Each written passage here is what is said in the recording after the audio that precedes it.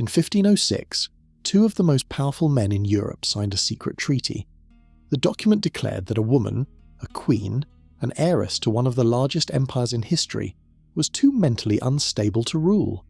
One of those men was her own father, the other was her husband.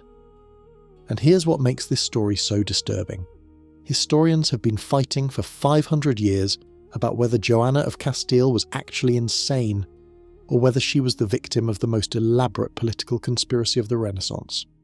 Because the men who declared her mad, they stood to inherit everything she owned. On April 11th, 1555, Joanna of Castile died in a palace called Tordesillas. She was 75 years old. She'd been Queen of Castile for 51 years and Queen of Aragon for 39, and she had spent 46 of those years, 46 years, locked in that palace, forbidden from speaking to anyone, forbidden from looking out windows, kept in darkened rooms while her son ruled an empire in her name. The official story says she was too mad to govern, but the documents from that palace tell a very different story. One involving torture, deliberate psychological manipulation, and a woman whose madness only appeared the moment she became inconvenient to the men around her. To understand how Joanna ended up dying in that palace, we need to go back to the moment everything changed. Not for her, but for everyone around her. November 26, 1504, Queen Isabella of Castile, one of the most powerful women in European history, the monarch who sponsored Columbus, completed the Reconquista, and unified Spain, dies at the age of 53. Isabella had 4 children, but by 1504, 3 of them were already dead. Her only son, Juan, died in 1497. Her eldest daughter, also named Isabella, died in 1498. Her grandson Miguel, who might have inherited everything, died in 1500 at just 2 years old, which left Joanna, the 3rd child, the one who had been trained in French, needlework and dancing, the skills you taught a princess you planned to marry off to some foreign duke, not the skills you taught someone who might actually rule. And suddenly overnight, Joanna wasn't just a princess married to a Habsburg archduke in Flanders, she was Queen of Castile. One of the largest, wealthiest kingdoms in Europe belonged to her. This created an immediate problem for 2 very ambitious men.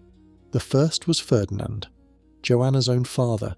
He had ruled alongside Isabella for 30 years. He had no intention of surrendering power to his daughter just because his wife happened to die. Under Castilian law, Ferdinand had no right to Castile at all. It belonged to Joanna, and only Joanna. The second was Philip, Joanna's husband. Philip was called the Handsome, because by all accounts he was staggeringly good-looking. He was also the son of Holy Roman Emperor Maximilian I, which made him one of the most eligible men in Europe. But under Castilian law, a husband didn't automatically get power over his wife's kingdom. Philip's official title would be King Juroris, king by right of his wife, meaning his authority existed only because Joanna allowed it. Neither Ferdinand nor Philip found this arrangement acceptable, and this is where the story of Joanna's madness begins. Because here's what the official histories don't emphasise. There are no documented concerns about Joanna's mental state before 1504. None. She had travelled across Europe, represented her parents at foreign courts, learned multiple languages, and produced healthy children in rapid succession. But the moment she becomes heir to a throne that 2 powerful men want for themselves, suddenly everyone is very concerned about her mental health. In 1506, Ferdinand and Philip did something extraordinary. They met in secret and signed a document called the Treaty of Villafafila. In this treaty, they formally agreed to exclude Joanna from all governmental power. Their justification? Her alleged mental instability. Her own father and her own husband signing away her rights behind her back. And keep in mind, this treaty was signed in secret. Joanna didn't know about it. The Castilian nobles didn't know about it. It was a private agreement between 2 men deciding what to do with a woman's inheritance. Now you might be thinking, surely they had evidence, medical testimony, documented episodes of insanity. Let's look at that evidence. The primary proof of Joanna's madness comes from a handful of episodes, all of which occurred during periods of extreme emotional distress, and all of which were recorded by people who had political reasons to portray her negatively. Episode 1. In 1502, Philip rode off to Flanders without telling Joanna. He just left. Joanna, who was deeply in love with her husband despite his constant public infidelities, was devastated. Her mother Isabella had her locked in the Castle La Mota at Medina del Campo. According to observers loyal to Isabella, Joanna paced erratically, babbled incoherently, and refused to eat or sleep. But let's pause on this. Joanna's husband had abandoned her without warning. Her mother's response was to lock her in a castle, and when Joanna reacted with distress to being imprisoned and abandoned, this was recorded as evidence of mental illness. Episode 2. Philip's Infidelities. Contemporary accounts describe Joanna as intensely jealous. She reportedly had jealous rages and physically attacked court ladies she suspected of sleeping with her husband. Here's the thing, though. Philip was sleeping with those court ladies. His affairs were open, notorious, and deliberately humiliating. Joanna's jealousy wasn't delusional. It was a rational response to her husband publicly betraying her at every opportunity. But in the 16th century, a woman who objected to her husband's infidelities wasn't seen as justified. She was seen as unreasonable, as hysterical, as potentially mad. Episode 3, and this is the one that defined her reputation for 500 years, is what happened after Philip died. September 1506. Philip the Handsome dies suddenly in Burgos. He was 28 years old. The official cause was typhoid fever, though poisoning rumours circulated without evidence. Joanna was 8 months pregnant with their 6th child. What happened next became the foundation of every Joanna the Mad narrative for centuries. Initially, Joanna refused to allow Philip to be buried. When she finally permitted a funeral ceremony, she later ordered the coffin exhumed. And then, according to multiple contemporary accounts, she began a pilgrimage across Castile with her husband's mummified corpse. She travelled with the coffin for months. She would open it periodically to verify Philip was still inside. She ate meals beside it. She slept near it. She refused to be separated from it. In January 1507, during this pilgrimage, she gave birth to her 6th child, a daughter named Catherine, in the village of Torquemada. She was back on the road with the coffin within days.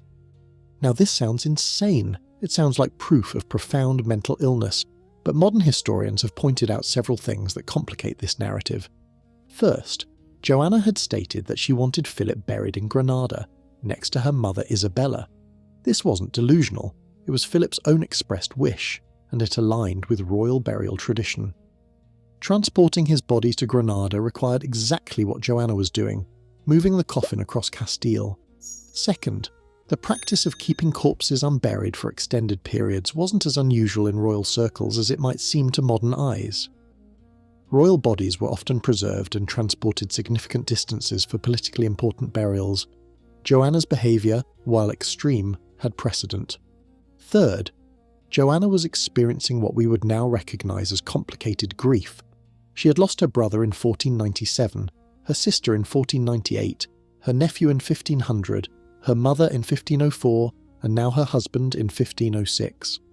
5 devastating losses in 9 years, and she was pregnant, postpartum, and surrounded by people who viewed her grief as an opportunity to seize her power. But here's what mattered at the time. While Joanna grieved, her father Ferdinand was busy. He circulated reports of her madness. He presented himself to the Castilian nobility as the stable, rational alternative. He positioned himself as regent, the man who would govern in place of his unstable daughter, and it worked. In February 1509, Ferdinand issued an order that would define the rest of Joanna's life. She was to be confined to the royal palace of Tordesillas, adjacent to the convent of Poor Clares.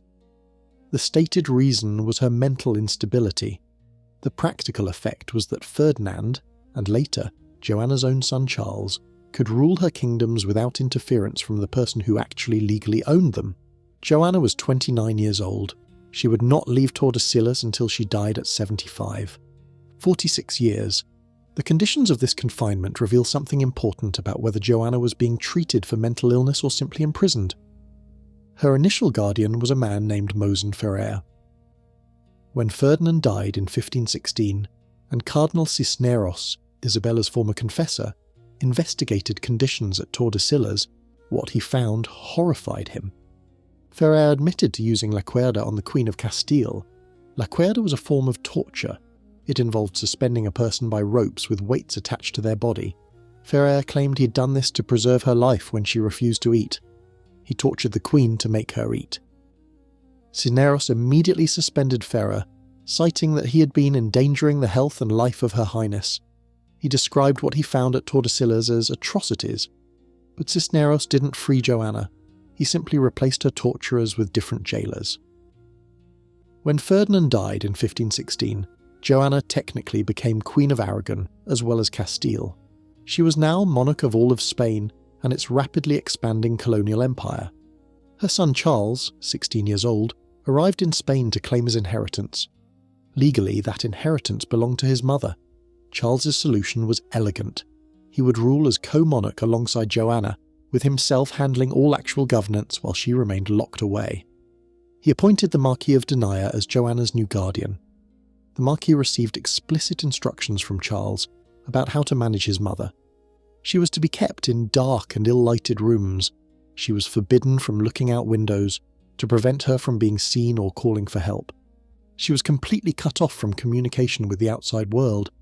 Charles's exact words, "No person speak with Her Majesty, for no good could come from it."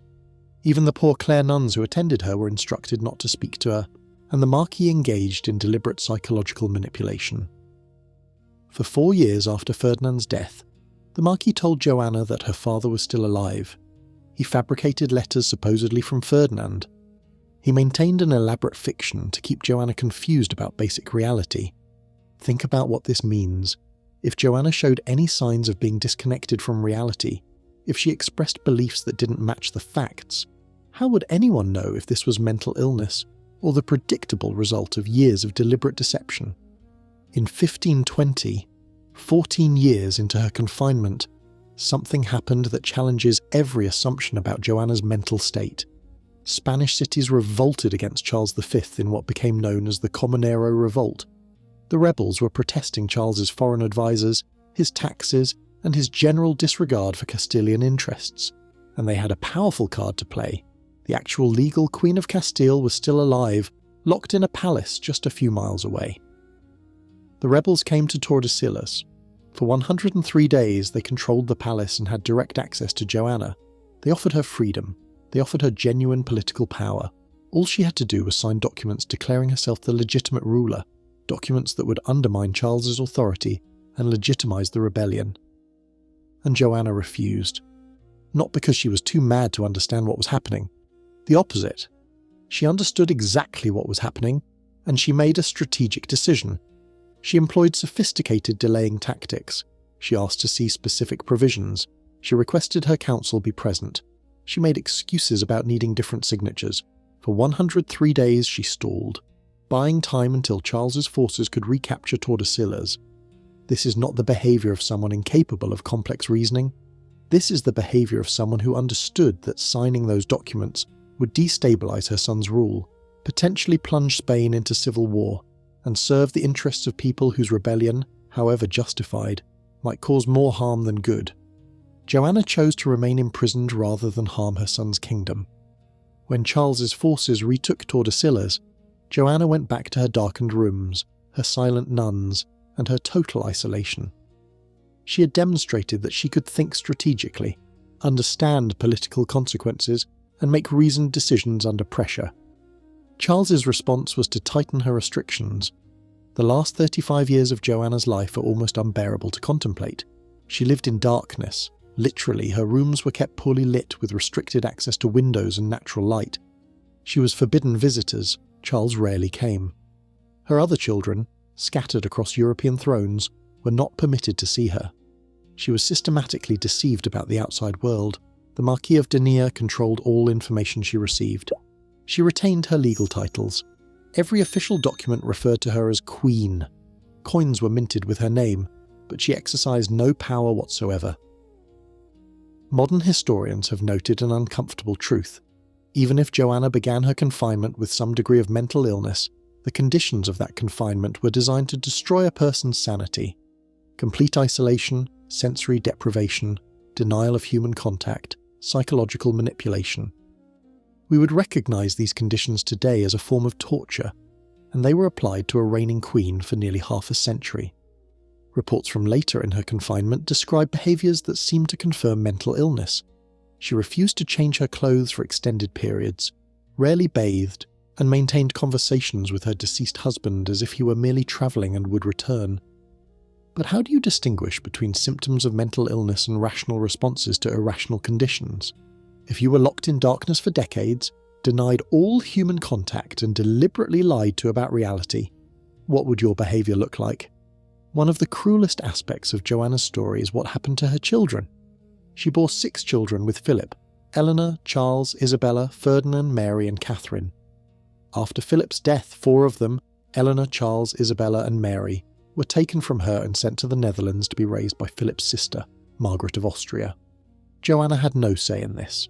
She was their mother and their queen, but she had no power to keep her own children. Ferdinand, her second son, stayed in Castile longer than the others, but he too was eventually removed from her influence.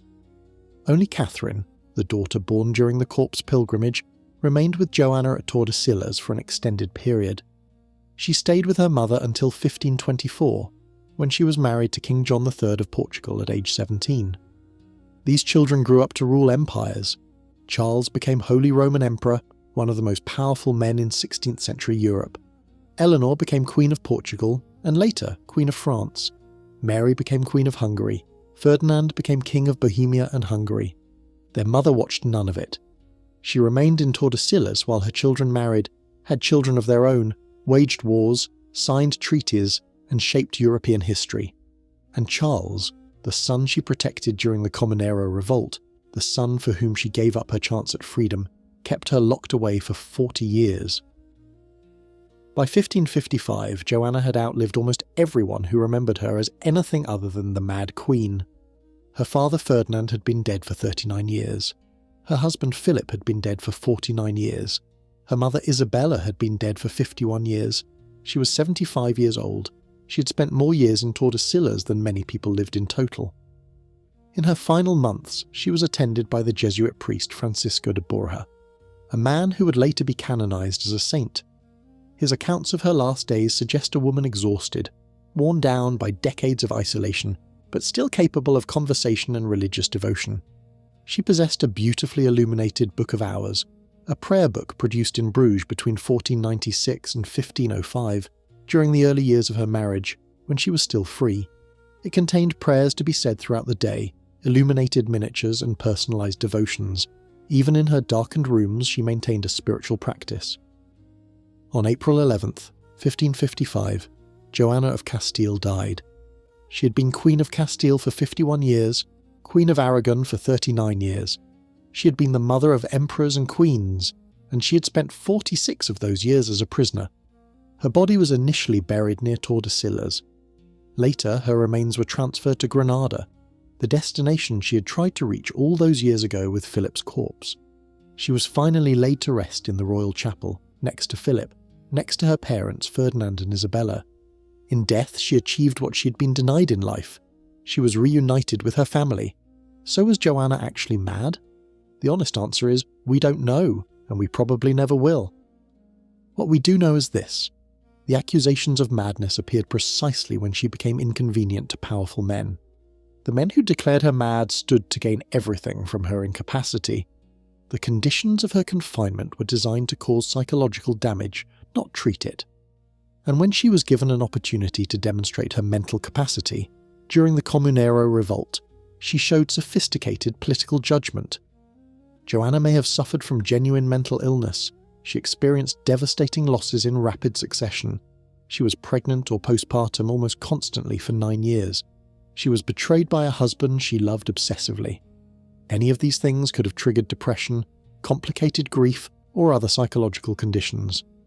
But the way her suffering was weaponized, the secret treaties, the lies, the isolation, the torture, tells us something important about how power worked in her era.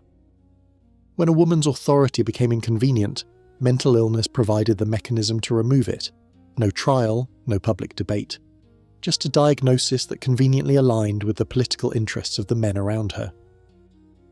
Joanna of Castile was called the Mad for 500 years, but the more you learn about her story, the harder that label becomes to accept. She was a queen who was never allowed to rule. a mother whose children were taken from her, a woman whose grief was treated as insanity and whose imprisonment was called treatment, and she endured 46 years of it. Through torture and isolation and darkness and lies, she survived until she was 75 years old. History remembers the men who imprisoned her: Ferdinand the pragmatic, Charles the powerful. Maybe it's time to remember the woman they couldn't break. Joanna's son Charles kept her locked away for 40 years, but Charles himself would face a fate that might surprise you. He voluntarily gave up the most powerful throne in Europe, retired to a monastery, and spent his final years obsessed with clocks and his own mortality. That story is coming next.